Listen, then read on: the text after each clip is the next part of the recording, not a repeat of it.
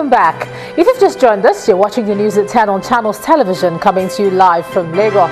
A reminder of our top stories. 1 week after signing budget into law, federal government set to release 350 billion naira for capital projects across the country. Female suicide bombers strike at Dalari IDP camp in Maiduguri, Borno State, kill 16 people. Senator Florence Itagiwa and Cross River State government trade blame over diversion of relief materials meant for Bakassi IDPs. And at least one person killed and several injured after van plows into worshippers at Finsbury Park Mosque in North London.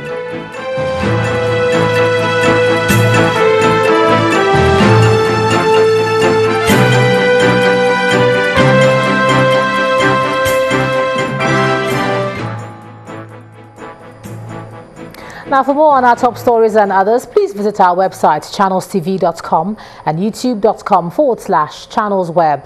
And log on to m.channelstv.com to watch us on your mobile device, or download the Channels TV app for Android, iOS and Windows devices from their respective stores. The Channels TV and Channels 24 apps will give you access to news and updates. You also have access to the Eyewitness feature, with which you can share those pictures, videos or news of happenings around you. Just install the app, then tap and swipe to reveal the menu and follow the instructions. Now, more reactions continue to trail the alleged diversion of relief materials to internally displaced persons at the Bakassi camp in Cross River State. Protesters have been agitating and pointing accusing fingers at Senator Itagiwa. But Senator Giwa, at a press conference here in Lagos, claims the governor of the state is responsible for the protests. She also accuses the governor of playing politics with the plight of internally displaced persons. She threatened to petition the Senate on the matter and also approach the ECOWAS Parliament and the United Nations to seek redress. The Bakassi people of Nigeria, greatly in need of succor. Some of them live in some of the most deplorable situations. Others have made the internally displaced people's camp a home. They are not always forgotten by government and some other interested agencies.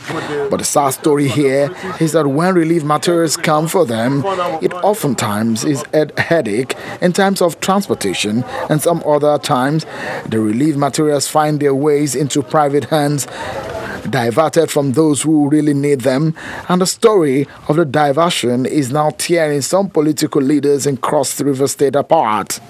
Some of the relief materials are said to have been found here in home of a politician allegedly diverted.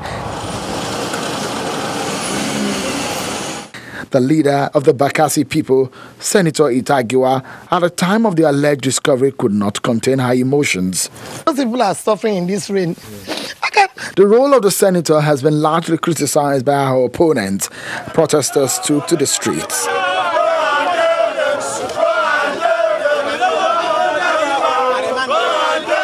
Opposition is rising, but the senator who dumped the ruling party in the state, the PDP, is now accusing the governor, Ben Ayade, of masterminding the agitations against her.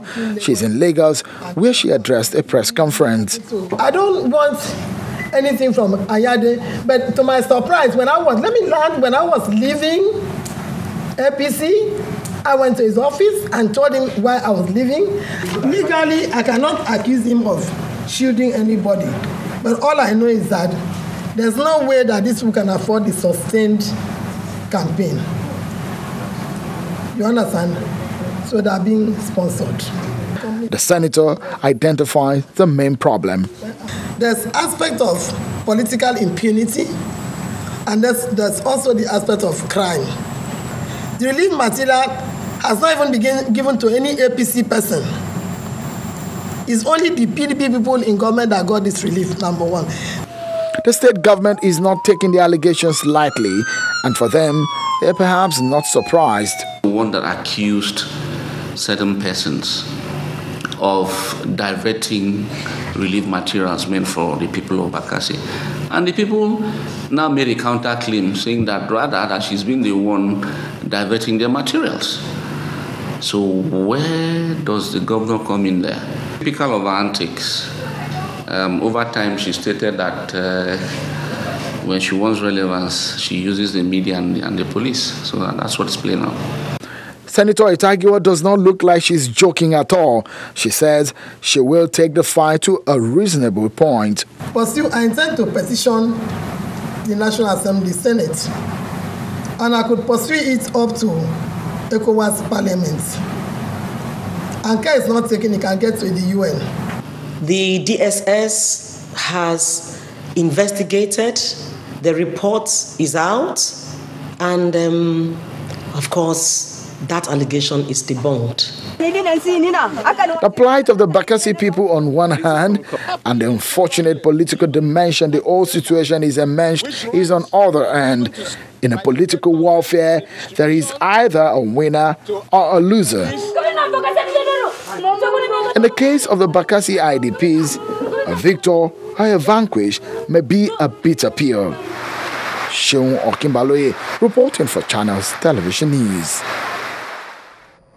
Well, let's cross over to Abuja now. Here's Ibrahim Adra. Ibrahim.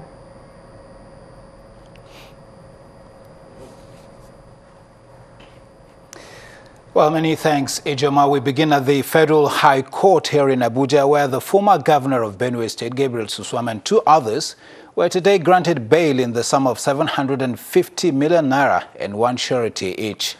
Mr. Suswam and his co-defendants pleaded not guilty to a 32-count allegation of diverting the sum of 9.8 billion naira, which is said to be part of monies meant for police reform program and subsidy reinvestment and empowerment program in Benue State. Our correspondent, Amaka Okafor, has the report. The legal woes of the former governor of Benue State, Mr. Gabriel Suswam, continues as he was arraigned on another case of criminal diversion of funds meant for the Benue State government while he was governor of the state. The case before the Federal High Court is a 32-count charge of alleged diversion of over 9.8 billion naira, which is meant for the Shorpi program and police reform in the state. The former governor and his co-accused, a former commissioner of finance under his administration, Mr. Omadachi Oklobia, and the then accountant, Benue State Government House, Mrs. Janet Aluga, all pleaded not guilty when the charges were read to them. With no objection to their bail application, Justice Gabriel Kolawole granted bail to three defendants in the sum of 250 million naira each and one surety each in like sum. The sureties, according to the court, must be a director or a principal officer of not less than level 12 in local, state or federal establishment. Should they fail to get a high-ranking civil servant, Justice Kolawole ordered that they get any person with national honors. He also ordered the defendants to surrender their international passports to the Deputy Registrar of the court, and in the event that their passports are in custody of the Federal High Court, it should be verified by the court.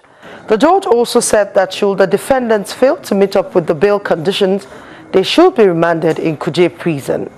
Bail is at the discretion of the court, and the court has the sole discretion to exercise, to grant bail. What we only urge the court is that in exercising that discretion, the court should do same judiciously and judicially. And that is what I feel the court has done. It's a bailable offense. Trial has been fixed for October 10th, 2017. Amaka Okafor, Channels Television News. Nigerians, especially lawyers, need to start driving the government so that it can provide the enabling environment, especially in the area of legislation. Now, these are the views of the Senate President, Senator Bukola Saraki. The Senate President spoke at the opening ceremony of the Nigerian Bar Association session on Business Law Annual Conference holding in Lagos. He urged the lawyers to take the feedback from their clients and use him to engage more with government, both at the executive and especially the legislature. I believe there is a misconception by a lot of the participants here in the private sector. Well, I mean the misconception in the sense that we all believe that the responsibility is by those of us in government. That is true. But I believe that you can drive your government. You can make your government do what is necessary to create the right enabling environment for your businesses. This is a great country with great potential. But the reason why we will never achieve that potential, because there is a mismatch We've got to accept that. This mismatch is that the caliber and capacity of those in government far does not reach the caliber and capacity of those of you in private sector. Not all of you can stand and campaign for election, but you can use these kind of forums to push through your agenda. Luckily now you have people in the executive and legislature that are ready to work and listen to you. Let us engage ourselves. Let us in government tap your resources and your knowledge, and you direct where we should go. You know what kind of laws are necessary. Your clients are talking to you. You know what is required for us to stimulate the entertainment sector. You know what is required to address the IT sector. You know what is required to address infrastructure. All I will make myself available is that I can make one promise. If you give us those bills, you give us those drafts, we will make it happen. And I think that is a strong commitment that I promise you. Senate President Bukola Saraki. Now, when the News at 10 returns, Anambra State Governor Willie Obiano seeks to allay fears following rumors of arrival of trailer load of arms from the north. Join us again.